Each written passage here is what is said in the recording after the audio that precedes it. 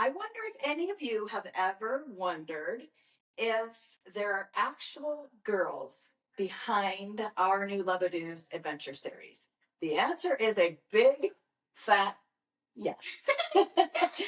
And today I have with me my great niece, Madison. Say hello. Hello. And what is so amazing to me, Madison, is that these books are not easy reads. Like they're not for someone who is just turned 7 years old. So you're a really advanced reader, right? I think there's probably a lot of words and stuff that maybe you don't understand. But what I love is that you're just bombing right through. Do you think it would be fun for you to make up some characters one day? Yes. I want to make up characters I think we should make this book where all the series join, just like the one you made, but they're in it all together at all of the times. They're all together. So even all of the loyals are with them. They have to face the beast like you said, but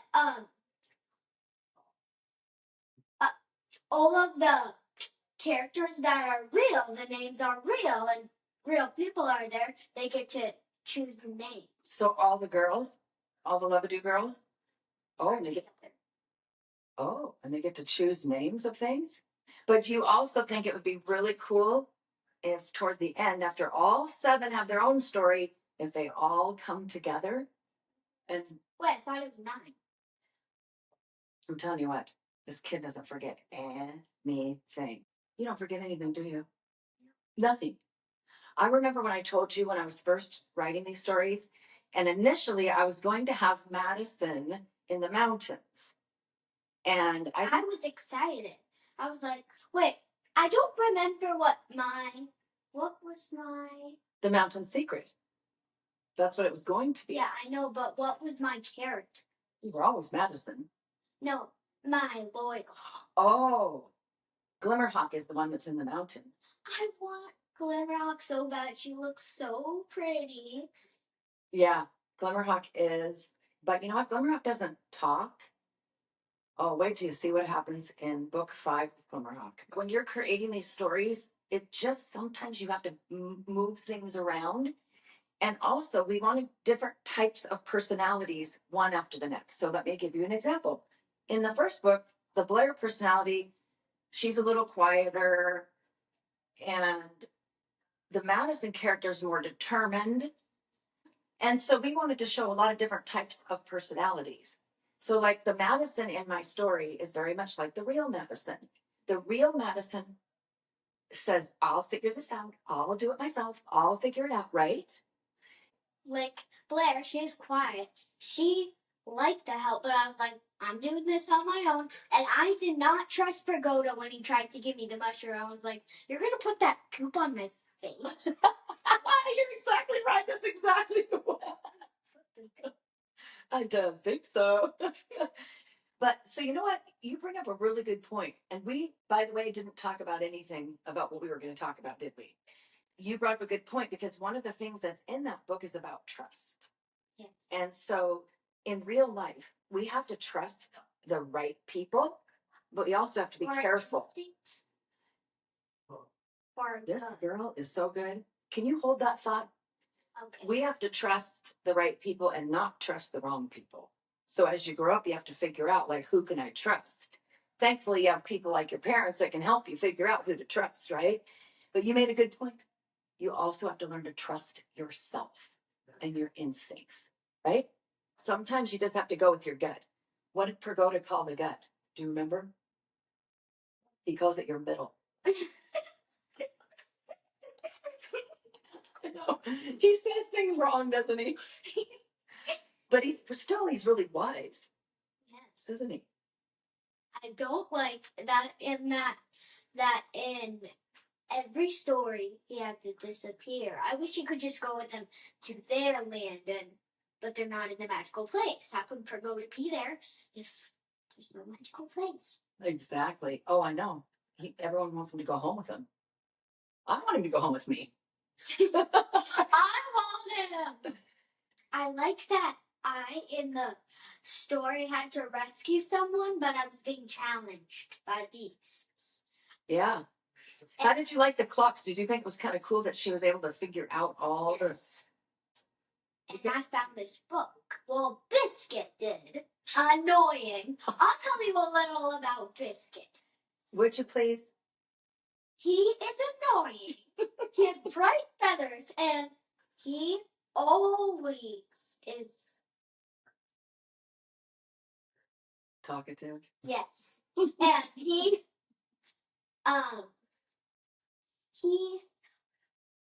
can just help you in a way that you don't think it, but otherwise he is so annoying and talkative. I would not want him as my pet. I would want Glimmerhawk and what is Muddlewick? Muddlewick's cute. Muddlewick's an Emma story that's coming out in September. But you know what's really, I told you earlier, I like writing the scenes with Biscuit in them almost more than anything else. Because he's talkative? It's fun, yeah. It's fun. Me. I know. You know what? And that's why he's not in every chapter, because it could be too much. So you notice that I have him sort of go away for a while? Like when he's like, I got a flat beer and I want to get him with a piece. He's not very brave, is he? No, like Madison. He's a scary cat. He sure is. Oh, the other one's annoying. Nope, just Biscuit. What the heck? Why do I have to, annoying parrot stuck with me? And I have to deal with them. Want to know why? Because the Madison personality can handle it. Yes, but can we get back to what we were going to talk about? Which was?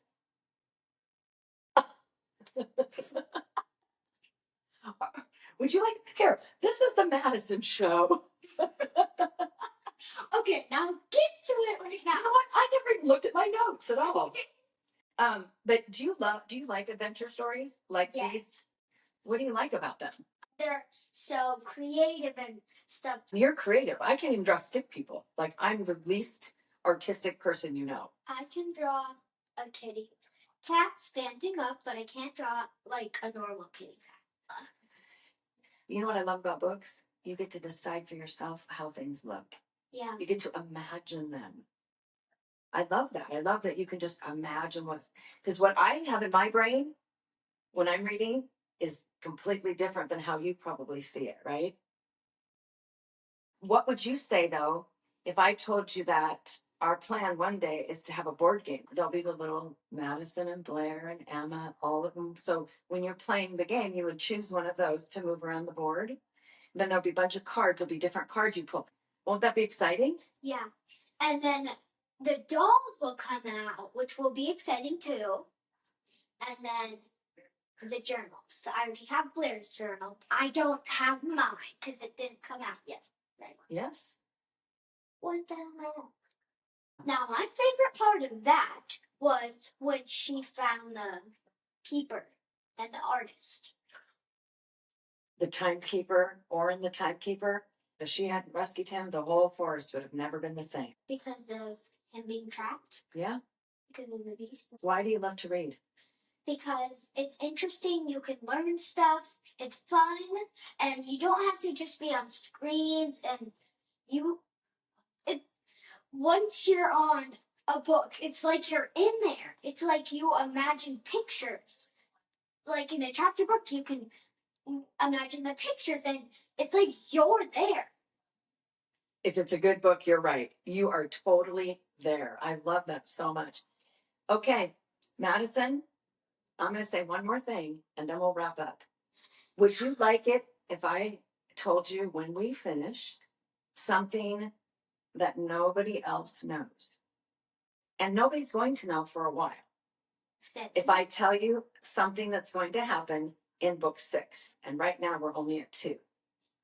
Would you like it if I told you that? Yes. Well, we have to turn off the camera because no one else can know. I'll just ask you one more question. Do you think that you would enjoy talking sometime about future books and about future characters and maybe even helping come up with ideas? Yes. You'd like to do that? Yes. So you'll come and do that sometime with us? Yes. The last thing I should say is to thank you so much for coming and helping us and talking about all this, because I hope other kids will hear what you have to say and they'll want to read too. You're welcome. Thank you for letting us be on the camera.